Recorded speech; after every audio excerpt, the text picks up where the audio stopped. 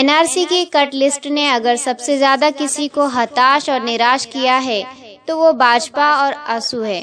इन दोनों संगठनों को उम्मीद थी कि कश्मीर के बाद सबसे ज्यादा फीसद मुस्लिम आबादी वाले राज्य आसाम में बांग्ला भाषी 40 लाख मुसलमान इस जाल में फंस जाएंगे, जिससे मुस्लिम आबादी का राज्य में फीसद कम हो जाएगा और साथ ही साथ देश का एक खास वर्ग जो मुसलमानों से कुटित है, भाजपा को उसका समर्थन की वजह ही मुस्लिम नफरत है, वो खुश हो जाएगा।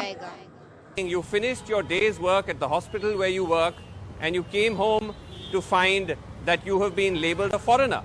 We all the citizens of Assam, cutting across the communities, we have cooperated with the whole exercise called NRC since the very beginning. की आशा के विपरीत एनआरसी कट लिस्ट में सिर्फ 19 लाख बदनसीब ही इस जाल में फंसे हैं।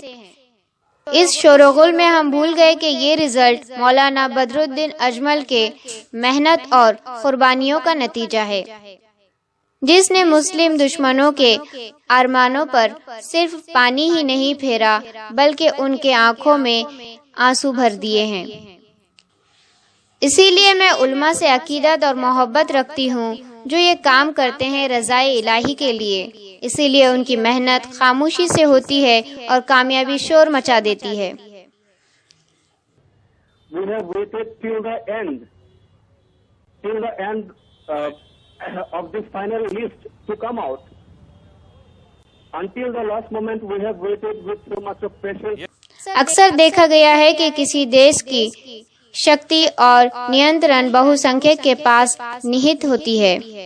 अल्पसंख्यक समूह अक्सर हाशिए पे पाए जाते हैं। कोई भी राष्ट्र तब तक अपनी पूर्ण क्षमता पर नहीं पहुंच पाते जब बहुसंख्यक आबादी अपने अल्पसंख्यकों की तरफ उदार और स्वागत करने वाला हाथ न बढ़ावे।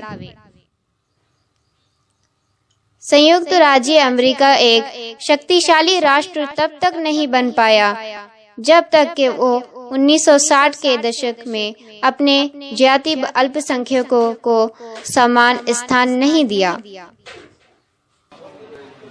আমার পৰিয়ালৰ 15 জন মানুহ এতিয়া আমাৰ এনআৰচিত নাম অহা নাই। 2015 আমি এপ্লাই কৰিলোঁ, দুবাৰ এপ্লাই কৰিলোঁ, এতিয়া নাম অহা নাই। এতিয়া লাষ্ট ফাইনেলত নাম অহা নাই।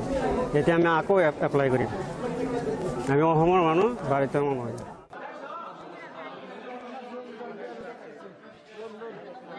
We've been told that 1.9 million people in the state of Assam have been excluded, and it's unclear what will happen.